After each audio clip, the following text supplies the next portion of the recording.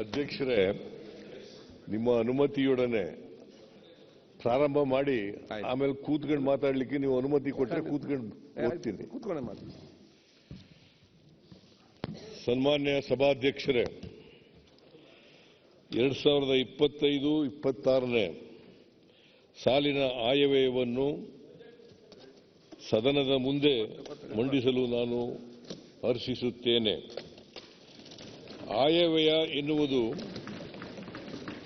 ಕೂಡಿ ಕಳೆಯುವ ಅಂಕಿ ಸಂಖ್ಯೆಗಳ ನಿರ್ಜೀವ ಆಟವಲ್ಲ. 7 ಕೋಟಿ ಜನರ ಬದುಕಿನ ಭರವಸೆಯ ಉಸಿರು ಎಂಬ ಅರಿವಿನೊಂದಿಗೆ ನಮ್ಮ ಸಂಕಲ್ಪಗಳನ್ನು ನಾಡಿನ ಜನಕೋಟಿಯ ಮುಂದಿರಿಸುವ ಬಹುದೊಡ್ಡ ಹೊಣೆಗಾರಿಕೆಯೊಂದಿಗೆ ನಿಂತಿದ್ದೇನೆ. ನಮ್ಮ ಕೈ ಬುಟ್ಟಿಯಲ್ಲಿ ಸಿಡಿಲ ಗೂಡಿಹುದು, ಹುಡುಕಿ ನೋಡಿದರಲ್ಲಿ ಸುಮದ ಬೀಡಿಹುದು.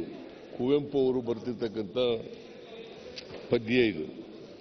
ರಾಜ್ಯದ ಪ್ರತಿ ಪ್ರಜೆಯ ಕನಸನ್ನು ಸಾಕಾರಗೊಳಿಸುವ, ನಾಳೆಗಳ ಬಗ್ಗೆ ಭರವಸೆ ಮೂಡಿಸುವ, ನುಡಿದಂತೆ ನಡೆಯುವ ನಮ್ಮ ವಾಗ್ದಾನವನ್ನು ಈ ಆಯವ್ಯಯ ಇನ್ನಷ್ಟು ದೃಢಪಡಿಸುತ್ತದೆ.